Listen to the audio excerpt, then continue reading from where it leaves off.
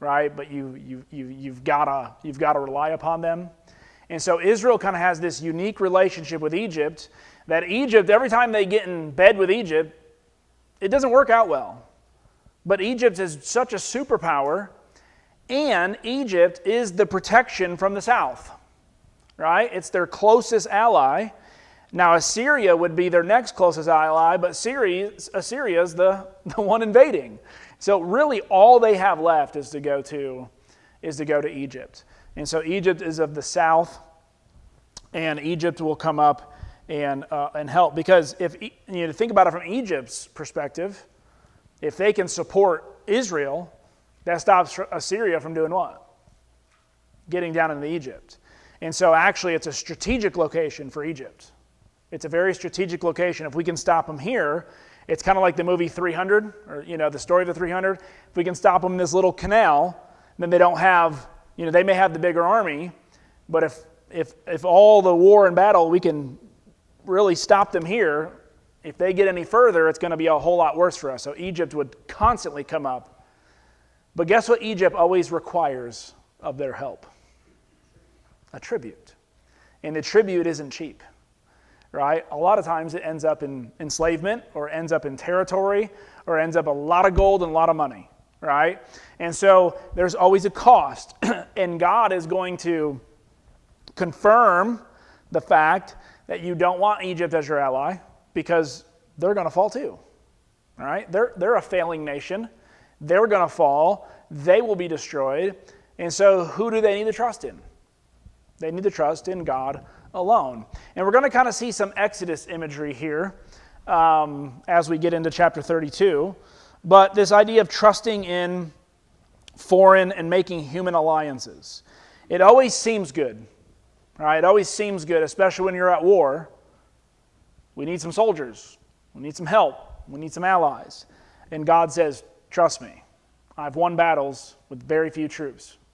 I can do it again. Okay? We're really going to be focusing on this coming king. There's a righteous king that is going to come.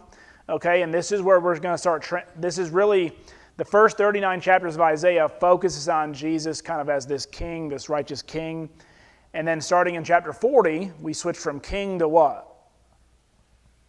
What are all the something songs? Isaiah 50, Isaiah 45, 47, servant, right? He's going to be a servant, which is going to be unique because right in chapters 34, 38, and 39, we're going to see why this king needs to be a servant, because he's not going to rule and reign like these other kingdoms have. The only way this kingdom can thrive is not by defeating its enemies, but by bringing peace and justice to the city.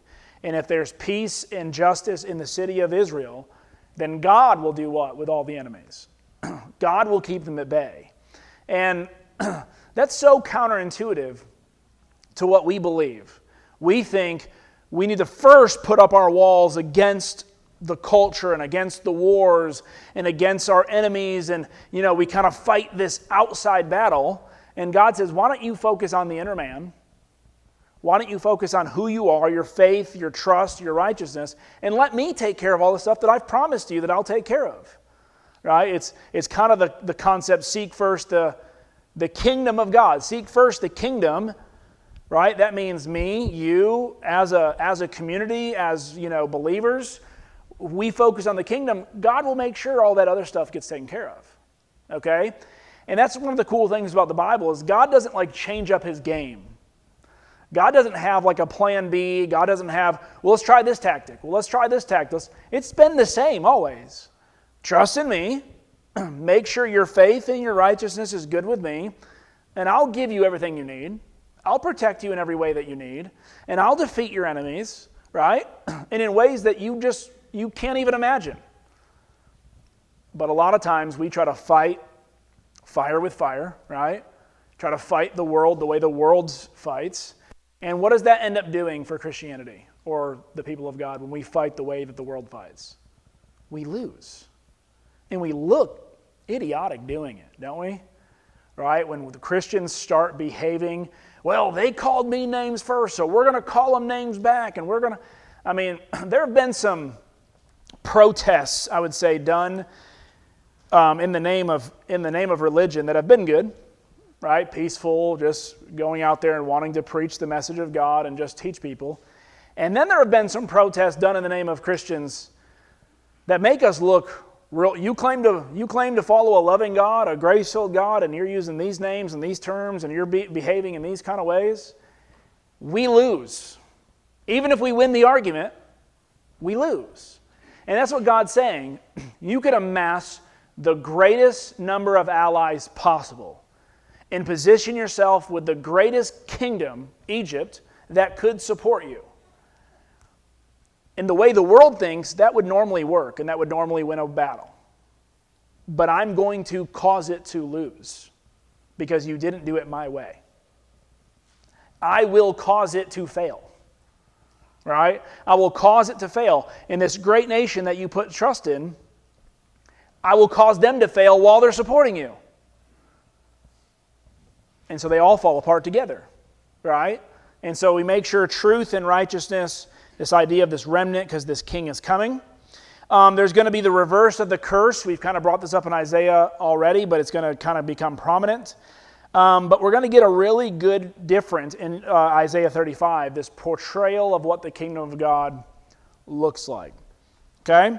So these chapters take place during the build-up to the Assyrian threat, especially in Judah and Jerusalem. The central question is, will God's people trust him or their political allies? Okay?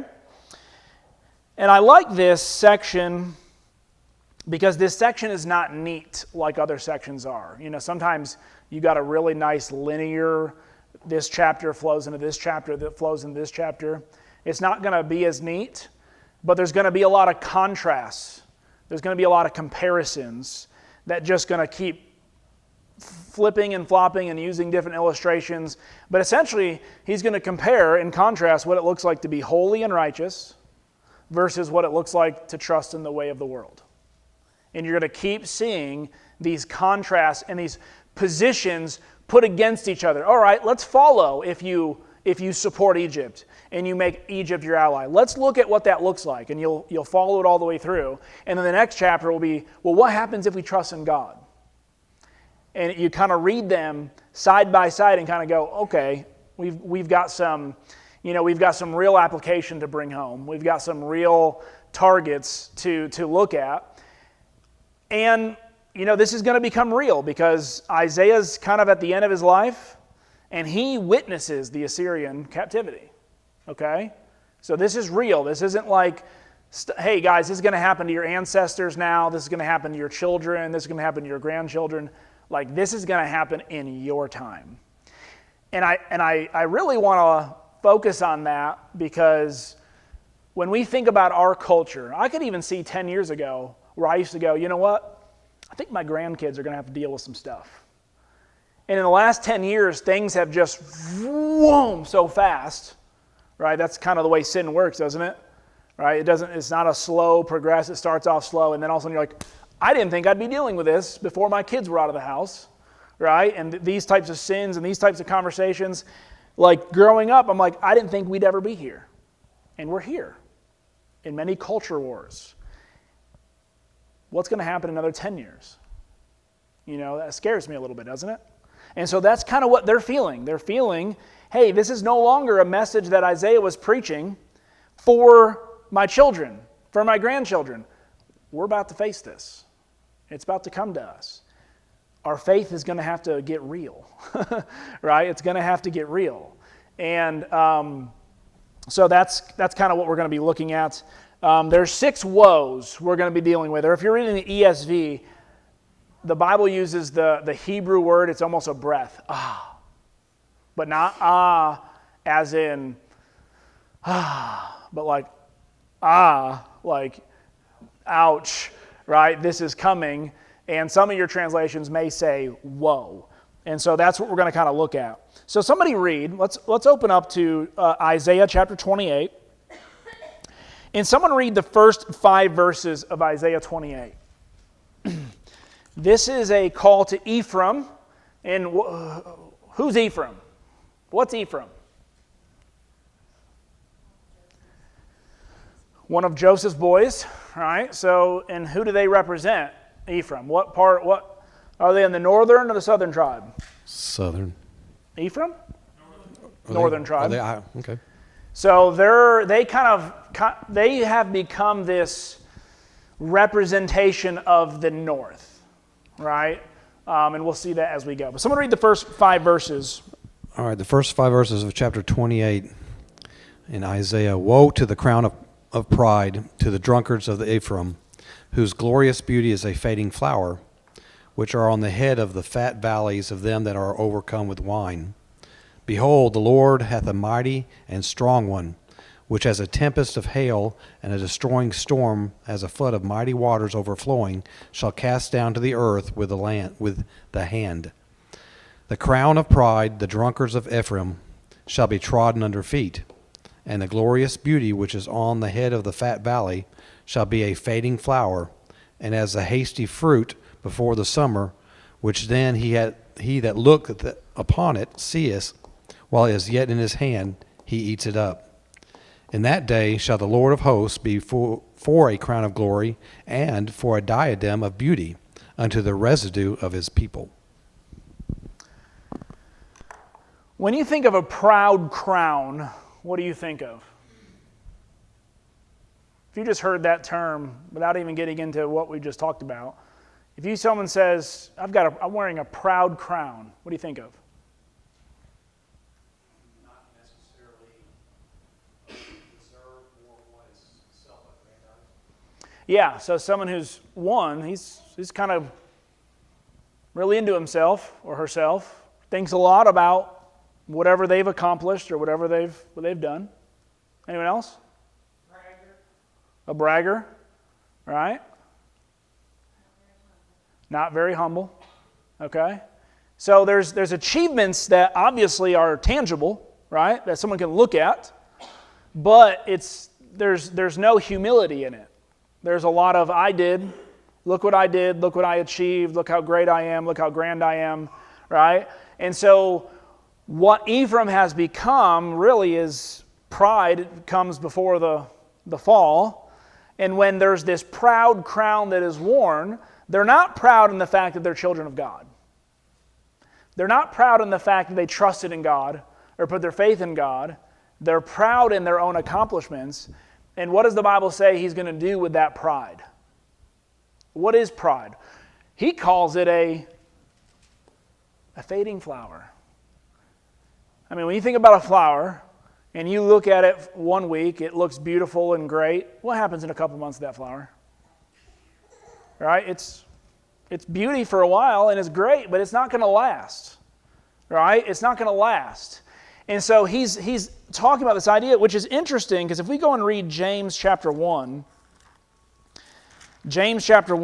and look at this concept that James brings up. Well, let's go to 1 Peter 5:4 first. Someone read 1 Peter 5:4.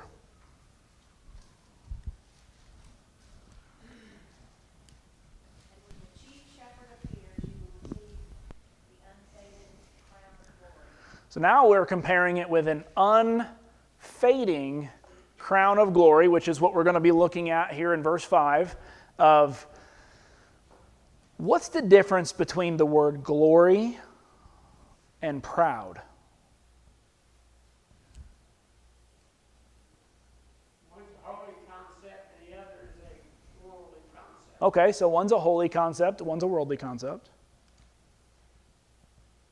I guess it's very similar. One's spiritual, one's more physical. Okay, one's spiritual, one's more physical. Anyone else? You ever look at something like, wow, that's a great scene, or that's a beautiful, that's got some glory to it. Glory is something that is appreciated by others, isn't it? Glory is usually something that someone else notices. Proud is usually something you yourself notice. Glory is appreciated by others, where they look at it and go, wow, that's amazing, that's great. The person may or may not be feeling anything, right?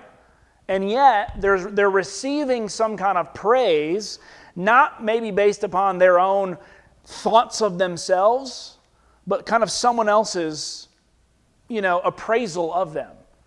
So you got the unfading crown of glory, and glory comes with status. Really, that's going to come from one person. It's going to come from God. Because the glory is not our own. The glory is given. Glory is given. It's an entitlement, in a sense. It's something that is passed on to us, but it's going to come from God. Now, take this same concept over to James chapter 1. Someone read James 1, 11 and 12.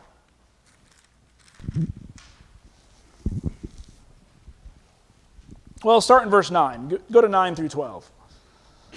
Who wants to read? I'll give you a mic.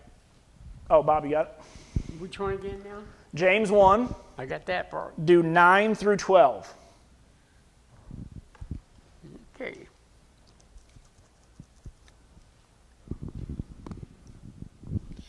Let the lowly brother boast in his exaltation, and the rich in his humiliation, because like a flower of the grass he will pass away. For the sun rises with the scorching heat and withers the grass, its flowers falls, and its beauty perishes. So also will the rich man fade away in the midst of his pursuit.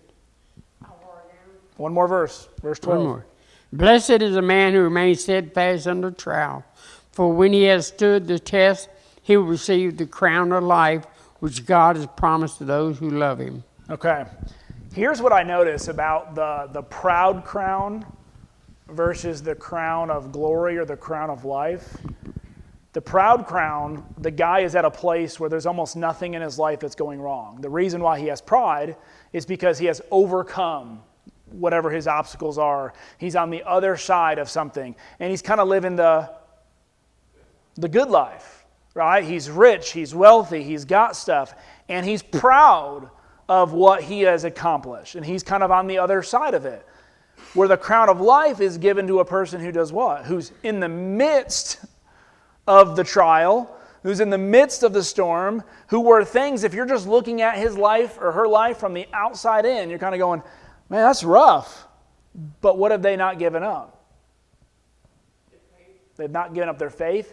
They're waiting on the Lord, as James chapter 1, verse 12 said. And that's a concept that's been throughout Isaiah, and it's going to be again. We wait on the Lord. It's someone who can see the fact that, one, the perspective of God in God's worldview is different than the world's worldview, right? You understand that there is something that we are awaiting. There is hope built into it. I don't have to have everything that God promised to me right now. But I know that God will do what? He'll give it to you. Okay? So this is something that needs to be taught to our children, isn't it? I am in a generation where I was raised by the generation that wanted their kids to have a better life than themselves, which nothing necessarily wrong with that.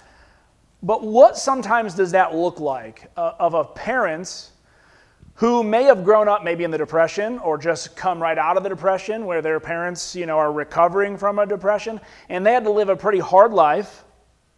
Now they themselves have worked and have some money and they have kids and they want them to have a better life than what they had. What can be the outcome of that? Or what can be some of the downfalls or negatives of that? Human nature is such that if I gave you a whole bunch, you'd want more. And we have to learn to earn it and appreciate it as we get it and strive for better, but not glory in our own efforts, but be thankful for what God gives us. Yeah, so part of it is if everything's just given to me, right, so that I have a very easy life, we lose out on some earning, some responsibility, some what it takes, that hard work and dedication that it takes to earn something. What do we expect often?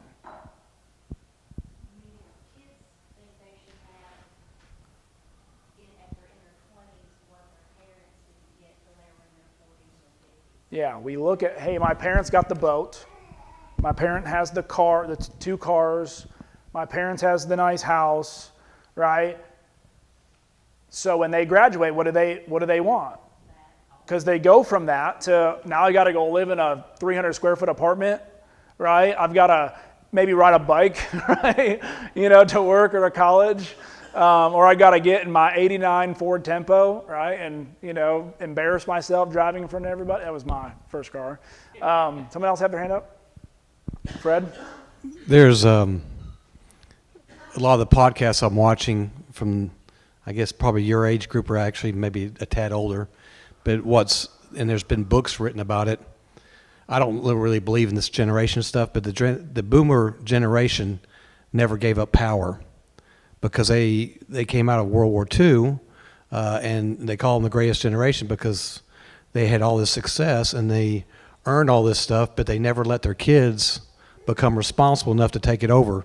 So that's why you see senators and congressmen and all these people in their 70s and sometimes even in the 80s still there doing the job and never letting that generation that's 20 years younger take over. So you've got these people from 40 to 60 who have never taken on the responsibility, didn't take it on in corporations, didn't take it. So you've got this whole missing group that were never given the responsibility. Some people call it helicopter parents. There's a whole bunch of generational things that come in. But I had one guy who came and interviewed at a job at our guard base who brought his parents to the interview. Wait, what? I didn't process that. Go ahead with that again. There was a gentleman who came to my unit to get a job as a pilot in our unit, and his parents came to the interview and answered questions for him. Now think about that.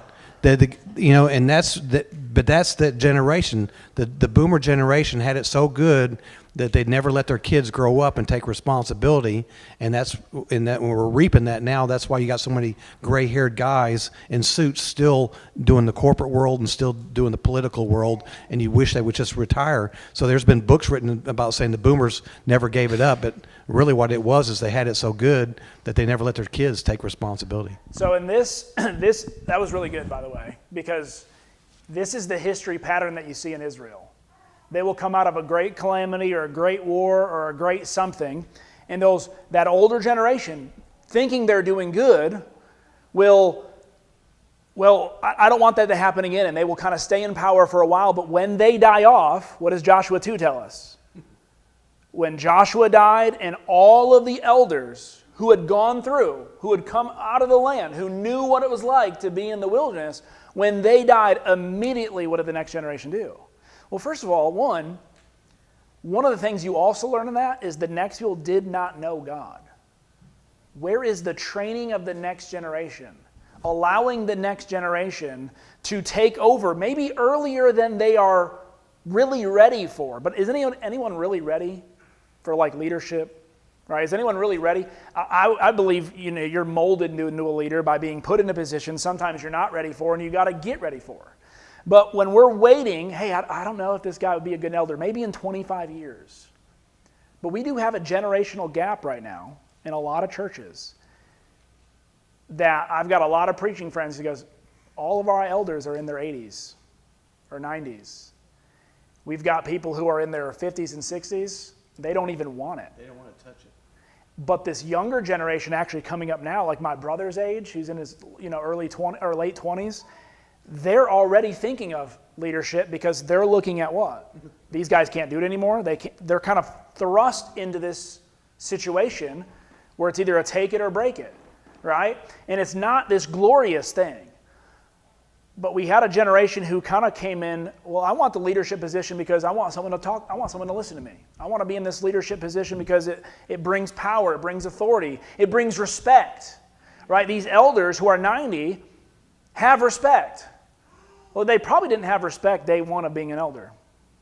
They probably didn't have respect early on in their eldership. They had to earn it, didn't they? Through a lot of trials, what we're seeing with Assyria, what we're seeing with the northern tribes is a fattened Israel. A fattened. They're lazy. They've become complacent.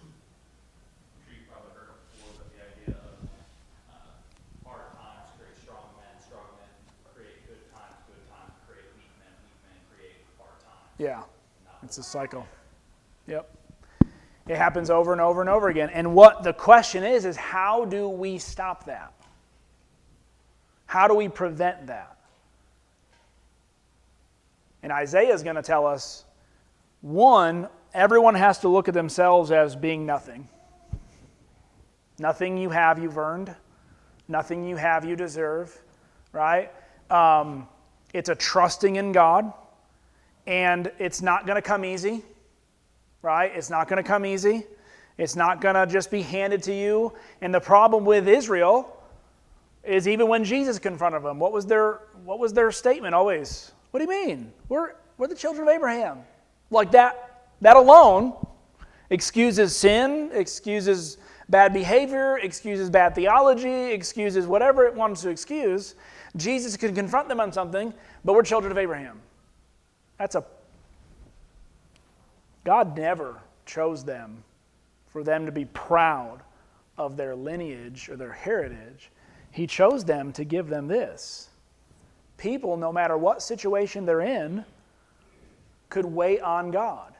It's one of the reasons why when you get to the book of Esther, remember when Mordecai and Haman, remember when Haman is attacking Mordecai? What happens when Haman's family and friends find out who he wants to kill?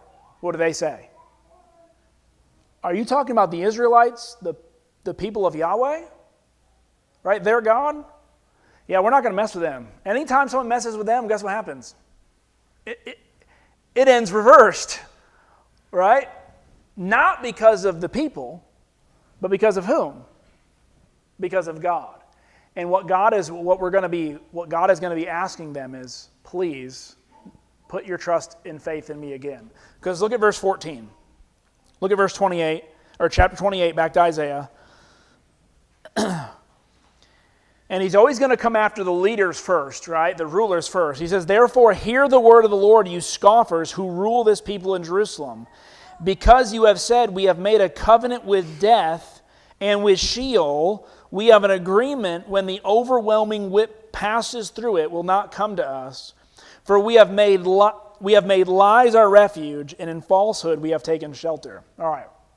What in the world does it mean that they've made a covenant with death? There's a couple different ways you can look at this. One, there are some people who believe they've made a covenant with the God of death. Right? There were some Canaanite, Amorite idols that claimed to have power over death. And so they've made a covenant with death itself. And that could be, I would say we're a little too early really to have the influence of those gods being over Jerusalem. In about 300 years, I would say yes, when Greek thought really starts coming in and a god of death becomes more idolized. You would have very few far in between of even Canaanites who would be worshiping a god of death. Okay, every god that they worshipped gave them something. Okay, there was a reason why they served these gods. I tend to believe that Israel, he's using a metaphor that they believe that because of who they are, death won't ever be their master. Death won't ever touch them or hurt them, right? Death won't be something that they have to be concerned with. And whenever you believe that you're good, no matter what you do you fear death? Right? If you're going to be taken care of by God because you're the people of God, why do we care about death? Why do we care about what will lead to our death? And so there's a couple different ways you can kind of look at this, and I strongly would take for we have made lies our refuge, and in falsehood we have taken shelter. They have taken shelter in the fact that God has promised they will not see death. As long as what? They are his people. Well, as we read in Romans 9, not all of Israel is of Israel, and God did not just want people who were of blood lineage, but of the faith of Abraham, right? And so I kind of see that, but I really wanted to focus on verse 16 anyway. He says, so therefore, thus says the Lord, behold, I am the one who has laid a foundation in Zion, a stone, a tested stone, a precious cornerstone of a sure foundation. Whoever believes will not be in haste. Any of that language sound familiar? Cornerstone, faithful stone, precious stone. Who are we talking about? We're pointing towards, right?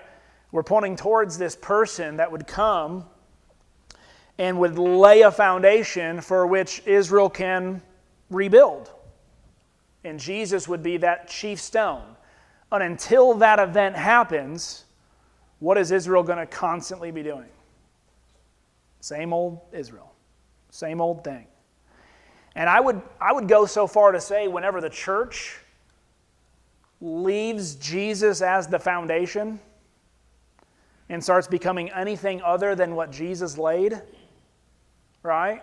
Anything other than what Jesus produced, anything other than what Jesus taught, what cycle are we going to find ourselves in? We're going to find ourselves in the same cycle of death. Why do you think there are so many denominations or churches that rise up, they get real popular, they get real big, and then what happens to them in a couple years?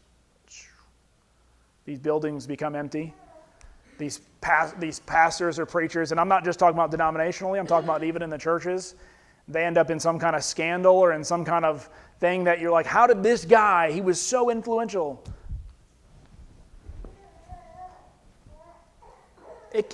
This is what is so, it can happen to anyone, it can happen to any group at any time, the moment we leave Jesus as what? The cornerstone and the foundation. And that we rest in Him. And so I guess we spent more time in chapter 28 than I want to do. But in the next chapter, let's go, so chapter 28 is kind of Ephraim. Chapter 29, we're going to be looking at, this is the siege. Well, I'm going to send out some notes tonight for you guys to kind of have some stuff to go through. It'd be good if between this Wednesday and next Wednesday, you guys would read chapters 28, Isaiah 28, all the way through 39, okay? Next week, we're going to do an overview, but the week after, we're going to start hitting, and I'm probably going to do some things in 28, but hit 29 hard, okay? Now, when you see the word Ariel, don't think of the Little Mermaid, okay? It's actually a Hebrew term they had a really hard time translating, but most likely it means Lion of God, okay, or Hero of God. Okay, and it's just basically Jerusalem who's under siege, right? Who God is going to allow them to come under siege, and what happens to them? He's going to take the rubble of the siege, the rubble of the battle, and He's going to rebuild something that's way better and way grander than they've ever been a part of. And but you'll see the Egypt stuff. You'll see a lot of that. Anyway, I'll send out some notes. I'll put it in the light post tonight. Okay. In the file folder, you can download it. And as you're reading, just kind of read some of this. I'll try to make my notes make sense. And so you guys can have a reading companion. And hopefully next week we'll get into it. All right? Was that the first bell? Oh, okay. Get your Bibles back open real quick. Get your Bible back open real quick. And I want to read, which one do I want to read? Let's go to verse 9 of Isaiah 28 real quick.